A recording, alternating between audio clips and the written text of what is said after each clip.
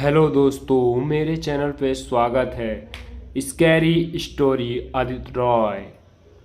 तो चलिए दोस्तों, बिना देर किए इस कहानी की ओर बढ़ते हैं। इस कहानी का नाम है पीछे पड़ गया जिन। यह आज से 10 साल पहले की बात है। उस समय में नमाज रोजे की कतई पाबंदी नहीं थी। नमाज तो कभी कभार अपनी दादी और अम्मा की नसीहतों की वजह से पढ़ लिया करती थी, लेकिन रोजे रखने में सदा बहाना मार दिया करती थी। मजहब केवल कुछ मजहबी किताबों तक ही सीमित था। दादी मेरी लापरवाहियों और मजहब से दूरी पर मुझे टोकती तो मैं एक कान से सुनकर दूसरे कान से उनकी नसीहतों को उड़ा देती। शायद यह सिलसिला आज तक बरकरार रहा। अगर छुट्टियों के दौरान मुझे अपनी छोटी खाला के घर डेरा गाजी जाना पड़ता। छोटी खाला शौहर खासे सख्त आदमी थे, इसीलिए उनके घर रिश्तेदार कम ही आया करते थे। इस बार अंकल कारोबार के सिलसिलों में दूसरे शहर गए हुए थे, इसीलिए खाला ने मुझे फ़ोन करके आने का मशवरा दिया। मेरी छुट्टियां थी, लिहाजा बड़े भाई के साथ खाला के घर जाने को तैयार हो गई। हालांकि अम्मा ने यह कहकर डराया भी कि निगहत का घर भुतहा है, तुम एक दिन भी वहां नहीं बिता सकोगी।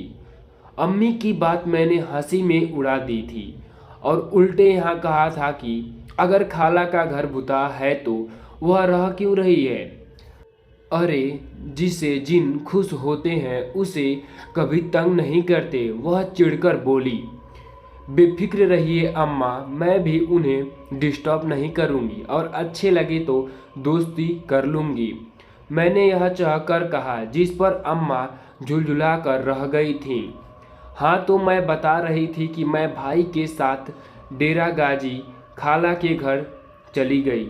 खाला का घर काफ़ी बड़ा था, उनके 2 बच्चे थे। मुझे देखकर खाला बहुत खुश हुई।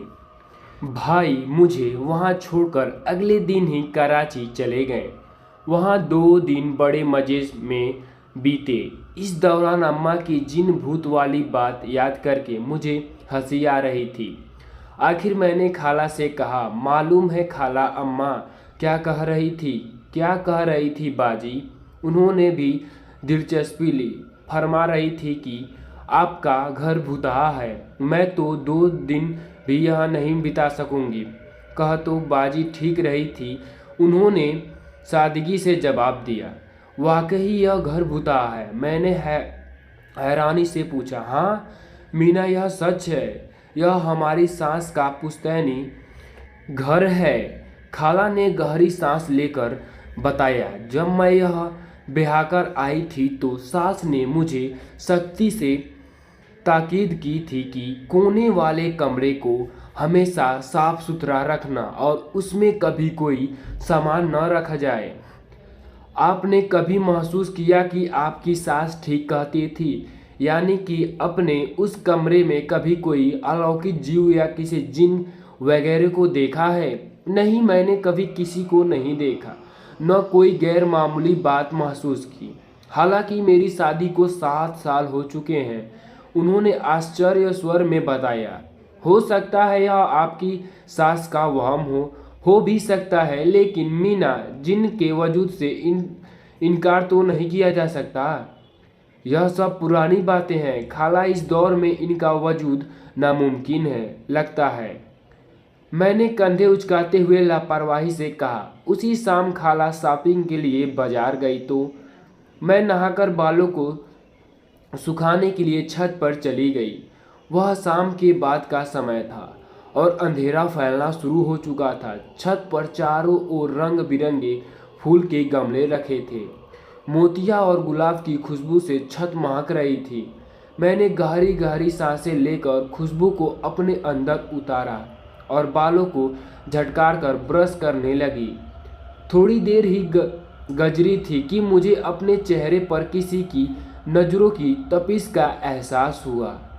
मैंने बेइख्तियार इर्द गिर्द नज़र दौड़ाई। हो सकता है कोई अपनी छत से नज़ारा कर रहा हो, लेकिन यह खाला मूर्खतापूर्वक था। उसी गली में सिर्फ खाला का घर ही 2 मंजिला था, बाकी सारे घर 1 मंजिले थे। इसीलिए किसी के देखने का सवाल ही पैदा नहीं होता था। मैंने इस बात को अपना वहम समझा और रुख मोड़कर बालों को सुलझाने लगी। इस काम से फारिग होकर मैंने बालों को पीठ पर खुला छोड़ा और रेलिंग से लगातार सड़क से आते जाते लोगों को देखने लगी। तभी मुझे अपने बालों पर कुछ दबाव सा महसूस हुआ। मैं चौंक कर मुड़ी तो छत खाली थी। इस बात को मैं अपना वहम करार नहीं दे सकती थी, क्योंकि मुझे वह दबाव बखूबी महसूस हुआ था। यूँ लगा था जैसे किसी ने धीरे से मेरे बालों पर हाथ रखा हो और उन्हें हाथ में लेकर महसूस किया हो। मैंने सोचा कहीं गुड्डू तो यह शरारत नहीं कर रहा। मुझे 5 वर्षीय शरारती खालाजाद गुड्डू ख्याल आया, जो अचानक इसी तरह डराया करता था और फिर छुप जाता था। मैं छत पर बने उस कमरे की ओर बढ़ी जिसमें खाला ने बेकार चीज़ें डाल रखी थी। दरवाज़ा खोलने पर अंदर का अंधेरा छा गया। कम हुआ तो मैंने उसे आवाज़ दी, गुड्डू, लेकिन जब उसकी ओर से जवाब न मिला तो आगे बढ़ी और कमरे में दाखिल हो।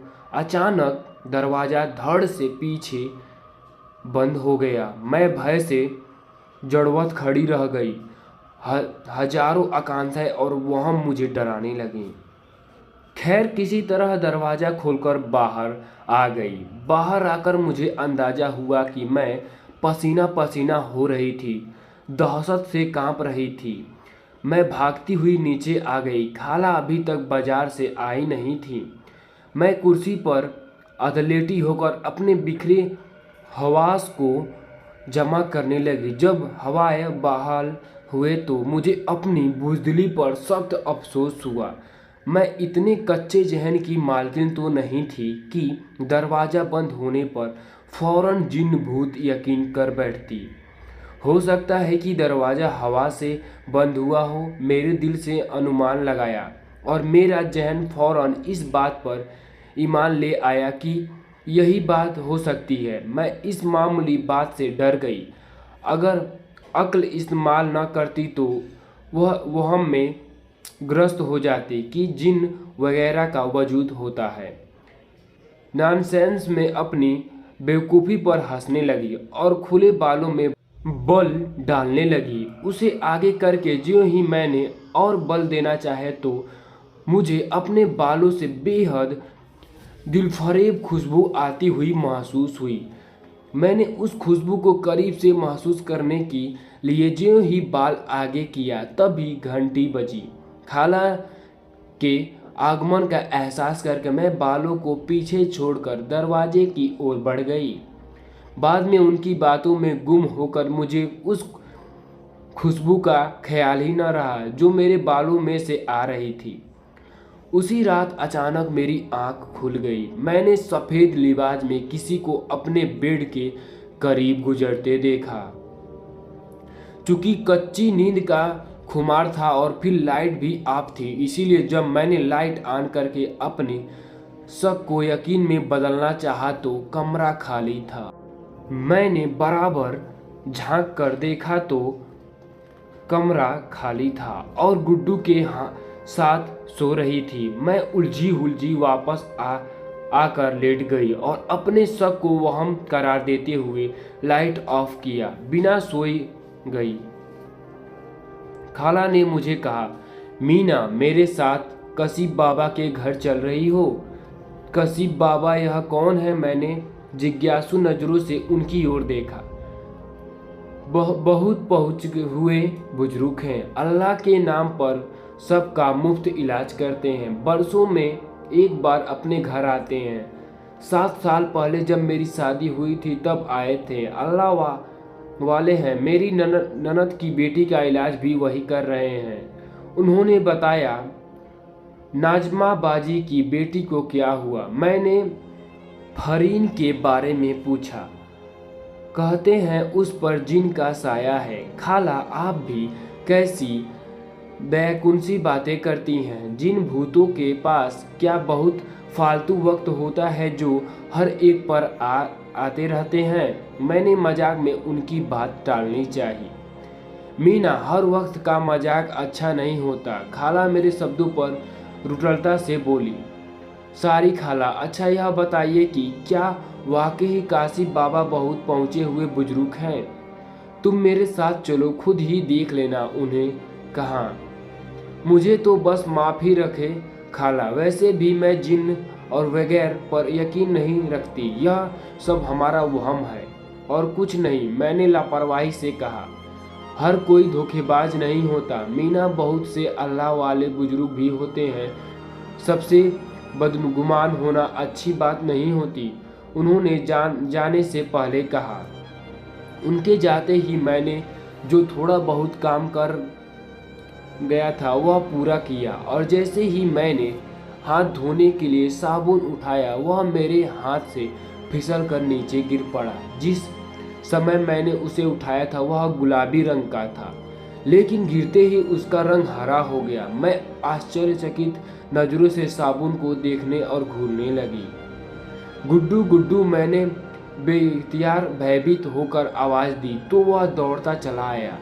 क्या हुआ आप? गुड्डू ने मेरा आंचल पकड़कर घसीटा तो मैंने उसकी ओर देखा। यह साबुन हरा है ना? नहीं, यह तो गुलाबी है। गुड्डू ने साबुन उठाकर मेरी नज़रों के सामने किया और भय की एक सर्द लहर मेरे वजूद में दौड़ने लगी।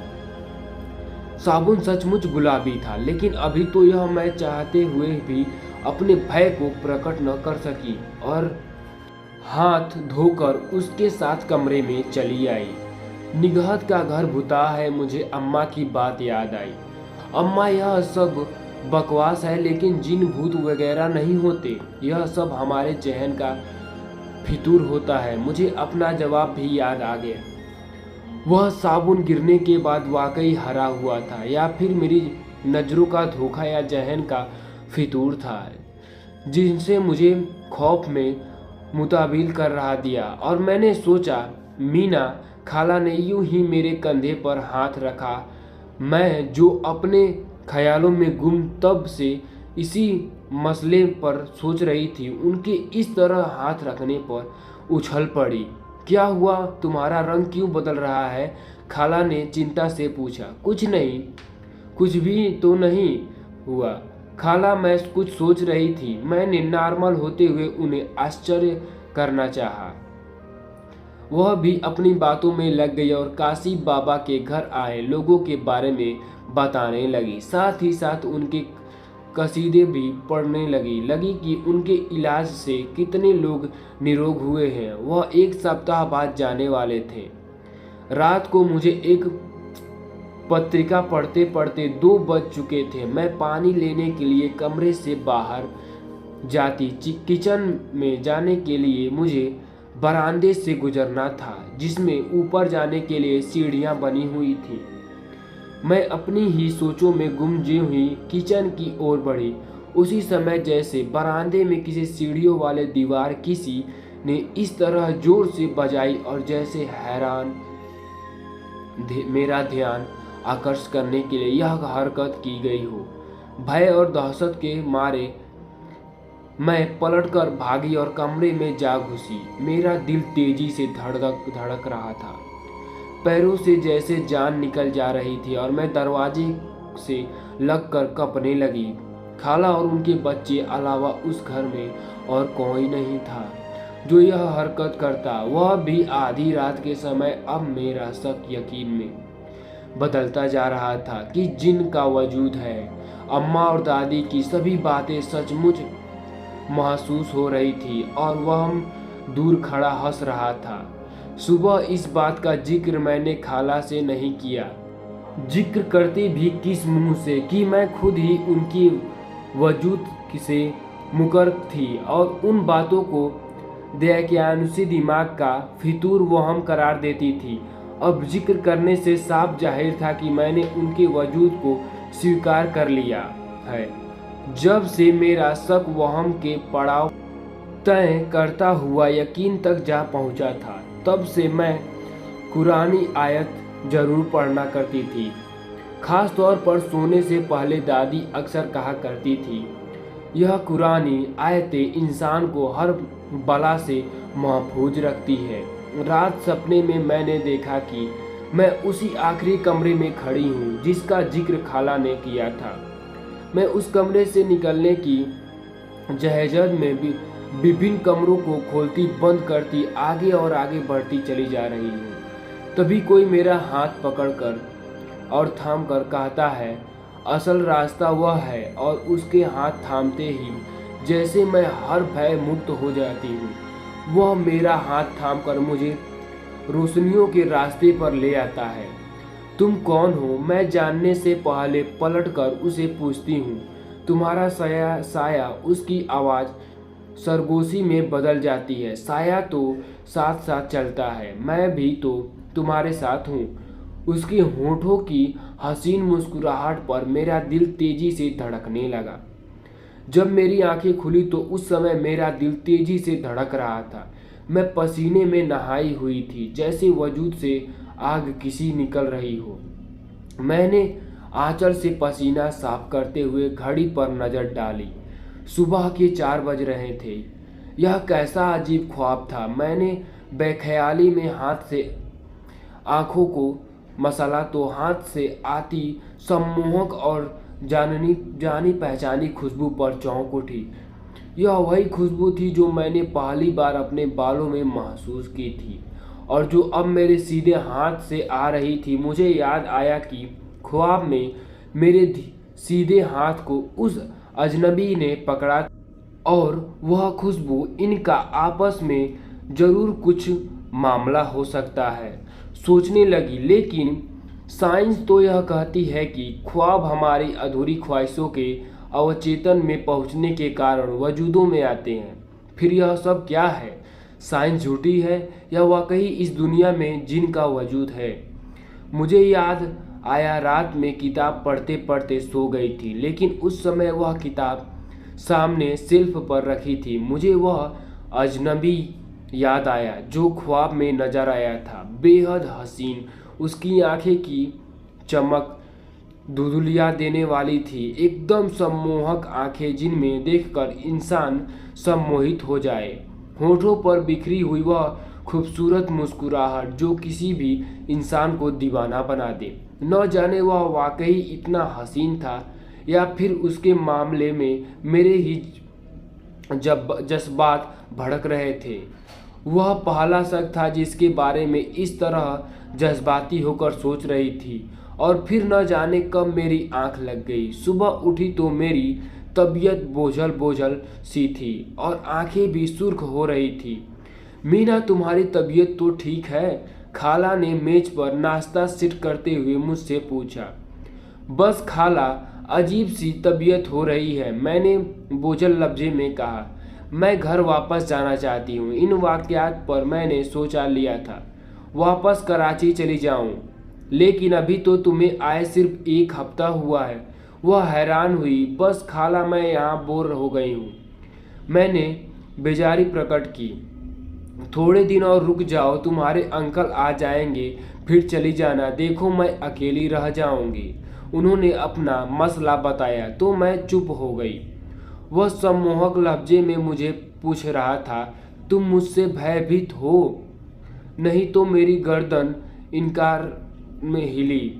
फिर मुझसे मिलने क्यों नहीं आई? उसने करीब आकर मेरे खुले बाल अपनी कलाई पर लपेटते हुए झुककर पूछा। तुम जो आ जाते हो, मेरे होठों से निकलने वाले शब्द जैसे खुद मेरे विस्मय का सबब थे। उस अजनबी का इतना समीप और यह रुमानी जुल्फे। मीना, तुम यहाँ क्या कर रही हो? खाला की आवाज़ पर बेखौफ मैंने आंख खोल दी और उस आखिरी कोने वाले भूतहे कमरे में एक तरफ बैठी थी। तुम यहाँ क्यों आई हो? मैंने तुम्हें बताया भी था। निगहत खाला मेरी रहस्यपूर्ण खामोशी पर भयभीत लफ्जों में बोली। मैं यह कमरा देखने आई थी। मैंने असल बात छुपाते हुए सादगी से कहा। क्यों? इसमें क्या रखा है जिसे देखना चाहिए? वह रुस्ताख से बोली और मेरी बेताब नजरों उसे तलाश करने लगी। उसके सम्मोहन में डूबकर मैं यहाँ तक पहुँच थी कि विस्मय इस बात का भी था कि मैं उससे भयभीत नहीं थी, बल्कि मुझे उससे मोहब्बत हो रही थी, जैसे मैं बरसों से उसे जानती हूँ। एक कशिश थी मुझे उसकी ओर खींच रही थी। अब यहाँ से चलो भी, क्या भूत भूत बनी खड़ी हो। निगहत खाला ने मुझे निश्चय खड़ी देखकर घसीटा और मैं खाली नजरों से उसे ढूंढने के पीछे चली दी। तुमने मेरा इंतजार किया था, वह मेरे कंधे थाम कर पूछ रहा था। बहुत, मैंने बेताब लफ्जे में कहा। मैं तुमसे मोहब्बत करता हूँ और तुम्हें हमेशा अपने पास रखना चाहता हूँ। क्या तुम मेरी खातिर सब कुछ छोड़ सकती हो? वह सम्मोहित लहजे में पूछ रहा था। हाँ, मैंने उसकी आंखों में डूबते हुए कहा, और उसके साथ ही जैसा फासले मिट गए। मीना, कब तक सोती रहोगी? उठो। खाला की आवाज़ पर मैंने मुश्किल से आंखें खोली। तुम्हारी आंखें तो सुर्ख हो रही हैं। ओह, तुम्हें तो तेज बुखार है, उन्होंने अपना हाथ मेरे माथे पर रखकर चिंता से कहा, और फिर मेरा जहन अंधेरे में डूबता चला गया। दोबारा होश में आने पर मैंने खाला के साथ अंकल को भी देखा, जो परेशानी की हालत में डॉक्टर से कुछ बात कर रहे थे। खाला के कथन अनुसार मैं 2 दिन बुखार की अवस्था में बेहोश रही थी, और तीसरे दिन मुझे होश आया तो उसी शाम खाला की जोरदार आग्रह पर कासिम बाबा मुझे देखने आए। बेटी की यह हालत कब से है? उन्होंने पूछा। तकरीबन 4 रोज से, खाला ने बताया। खाला चाय का इंतजाम करने के लिए कमरे से बाहर गए तो उन्होंने मुझसे पूछा, वह तुमसे मिलने कब आता है? वह कौन? मैंने तो ताजुब से उन सफ़ेद दाढ़ी वाले बुजुर्ग की ओर देखा, जिनकी बड़ी बड़ी सुर्खी आंखें अंदर उतरती महसूस हो रही थी। उनके लहजे में इतनी नरमी और ठंडक थी कि बेख्तियार मैं प्रभावित हो गई। तुम सम्मोहित हो बेटी, और यह हो ही नहीं सकता कि जिसके सम्मोहन में गिरफ्तार हो वह तुमसे मिलता है। और उनके होठों पर रहस्यपूर्वक मुस्कुराहट बिखर गई, और मैं बेखितर सभी बातें उनसे कहती चली गई। उसके समीपीय से, तुम्हारा यह हालत है, तुम नमाज पढ़ती हो? उन्होंने पूछा तो मुझे शर्मिंदगी ने घेर लिया। वह इतने बुद्ध होकर नमाज के पाबंद थे, और मैं तो बिल्कुल पढ़ती ही नहीं थी। मैंने इनकार में सिर हिला दिया। यह तो बहुत अफसोस की बात है। नमाज पढ़ना तो हर मुसलमान का फर्ज शायद अदा होता है। यह इसी तरह ज़रूरी है बेटी जिस तरह सांस लेना। ईसा की नमाज के बाद मैं ताबीज़ भिजवाऊंगा, उसे तुम पहन लेना। इस तरह तुम उसे महफूज रहोगी, लेकिन पूरी तरह अपने आप को उसे महफूज रखने के लिए ज़रूरी है कि तुम नमाज पढ़ना शुरू कर दो।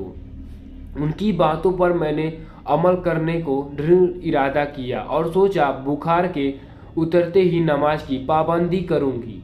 बाद में उनका भेजा हुआ ताबीज़ मैंने पहन लिया। वह ताबीज़ पहनने ही मुझे अपने अंदर ताकत दौड़ती सी महसूस हुई और तबीयत का बोझलपन जैसे कहीं दूर जा सोया।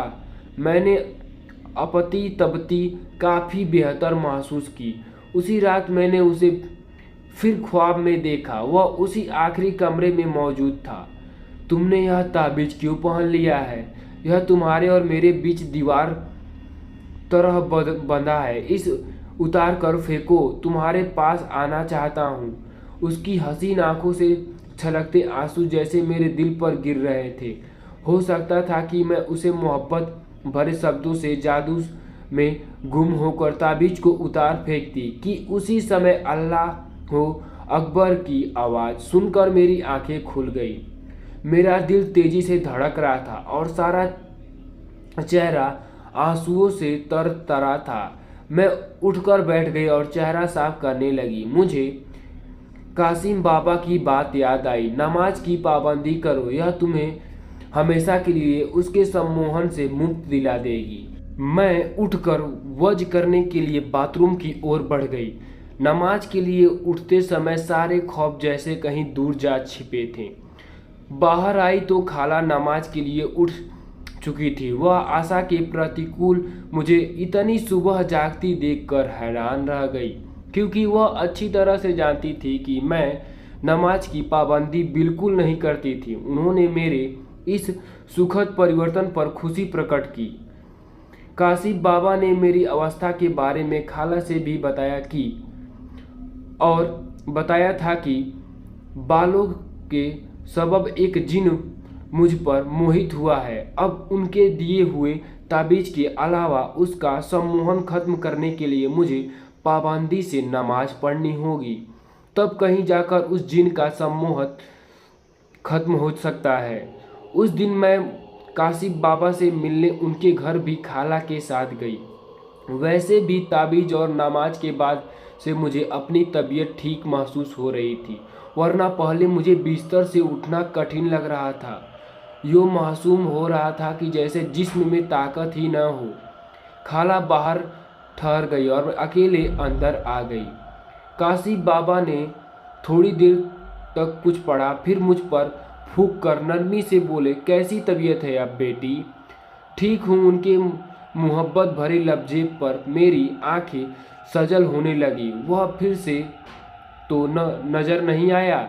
उन्होंने पूछा। जवाब में मैंने उन्हें पूरा ख्वाब सुनाया।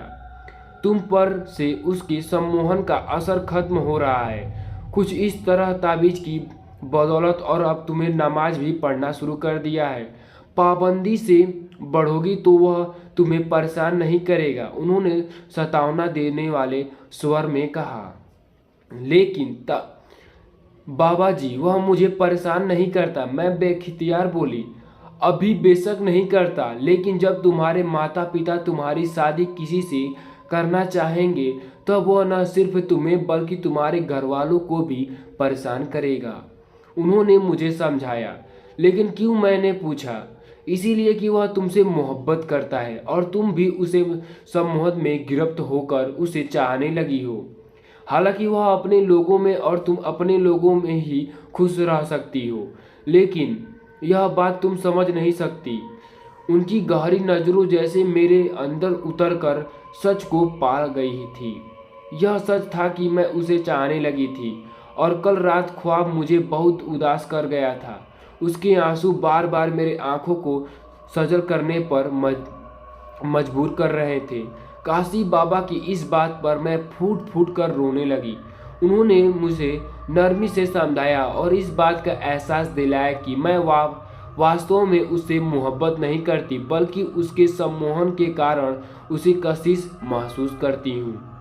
ज्यों ज्यों उसका सम्मोहन उतरेगा मैं उसे भूल जाऊंगी। उन्होंने मुझे एक आयत पढ़ने को बताया और कहा, इस आयत को पढ़ने से तुम्हारे बेकरार दिल पूरा सुकून हो जाएगा और वह तुम्हें ख्वाब में भी नज़र नहीं आएगा। क्या मैं उसे भूल जाऊंगी? उसे भुलाने का मुझे बेहद रंज था। हाँ, जब तुम उसके सम्मोहन से पूरी तरह आज़ाद हो जाओगी तो उसे भूल जाओगी। बेहतर है तुम वापस कराची चली जाओ और इस ताबीज को कभी अपने से जुदा मत करना। नमाज की पाबंदी करना और इस आयत को ईसा की नमाज के बाद तब तक पढ़ती रहना जब तक वह तुम्हें ख्वाब में नजर आना बंद न हो जाए। उन्होंने मुझे हिदायत दी। मैं ठीक हो जाऊंगी। यकीन बेटी, जिस तरह अल्लाह ने हमें पैदा किया है वह उसी तरह जिन भी बनाने वाला वही है। उनके वजूद से इनकार करना बेवकूफ़ी है। कभी मजाक में भी उनका हवाला नहीं देना चाहिए। वह मुझे मेरी कोताहियों से आगाह कर रहे थे और शर्मिंदगियों में डूबती चली जा रही थी। इस वाक़ये से पहले तो मैं यह सब कुछ मजाक ही समझ रही थी और इन बातों पर यकीन भी नहीं किया करती थी, लेकिन अब जैसे अपनी हिमायतों पर अफसोस हो रहा था।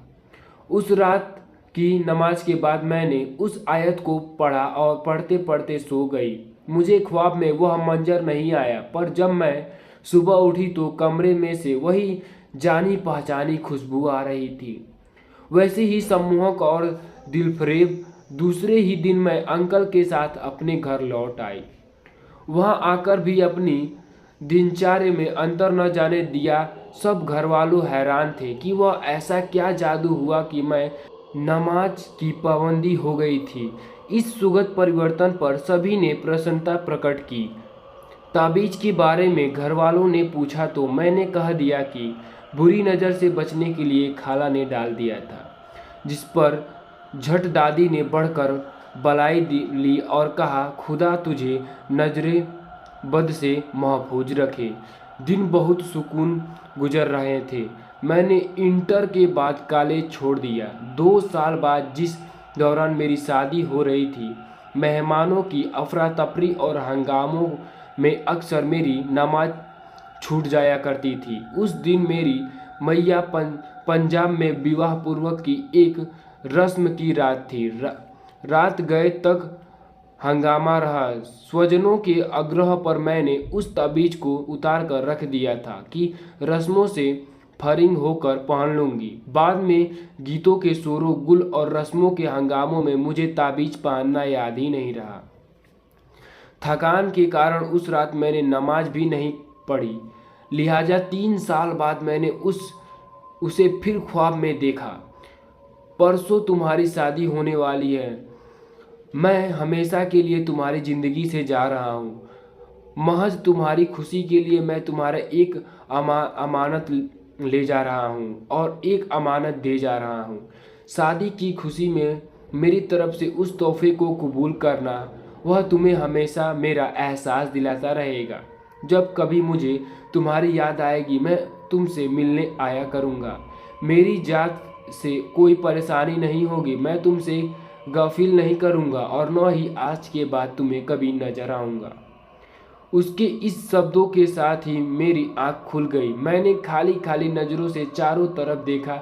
मेरे रिश्ते की सभी बहनों सोई हुई थी।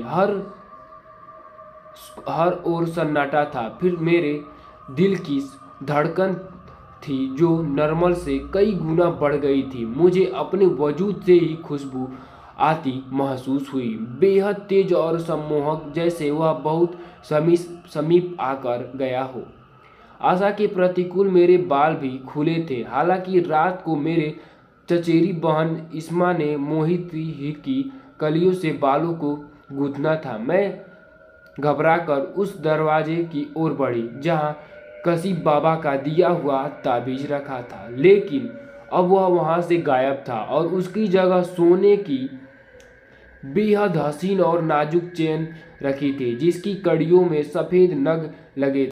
मैंने चैन को हाथ में लेकर देखना चाहा कि वह किसी रिश्तेदार की तो नहीं थी, लेकिन उसको उठाते ही जो खुशबू मैंने महसूस की वह वही खुशबू थी जो उस समय मेरे वजूद से फूट रही थी। मुझे उसके शब्द याद आए, शादी की खुशी में मेरी तरफ से उसे तोहफे को कबूल करना। वह हमेशा तुम्हें मेरा एहसास दिलाता रहेगा। वह ताबीज ले गया और यह चैन छोड़ गया। उसके सदा के लिए मेरी ज़िंदगी से चले जाने के फैसले पर मुझे कोई अफसोस नहीं हुआ, क्योंकि जब से उसका सम्मोहन मुझ पर से ख़त्म हुआ था मुझे यूँ लगा था कि वह मेरे लिए अजनबी है। हालांकि इससे पहले मैं उसके सिलसिले में खास नर्म और मोहब्बत भरा कोना दिल में रखी थी। उस ताबीज के गायब होने की खबर मैंने खाला को न दी और न ही घर वालों ने कोई ध्यान दिया। मुझे डर था कि कहीं मैं उस ताबीज के खोने के बाद दोबारा उसके सम्मोहन की कैद न हो जाऊं, लेकिन ऐसा कुछ भी नहीं हुआ। शादी के कुशलतापूर्वक हो गई। इस वाक़ये के बाद मैंने नमाज कभी छूटने नहीं दी। आज मेरी शादी को 8 साल हो चुके हैं।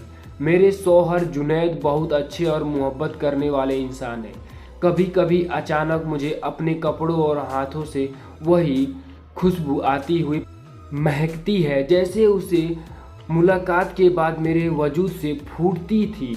जुनैद का ख्याल था कि यह खुशबू मैंने अपने मायके से लगा कर आती हूँ और घरवालों का ख्याल था कि यह कीमती परफ्यूम मुझे जुनैद ने लाकर दिया होगा। जबकि उस खुशबू का हकीकत से सिर्फ मैं या खाला वाकिफ़ हैं। मैं तुमसे गाफिल नहीं करूँगा। वह शायद अब भी मुझसे मिलने आता लेकिन दिखता नहीं। हेलो दोस्तों, ये थी आज की कहानी और ऐसे ही कहानियाँ सुनने के लिए मेरे चैनल को सब्सक्राइब करें। आप सबसे मिलते हैं किसी ऐसे ही रोमांचक अगले कहानी में।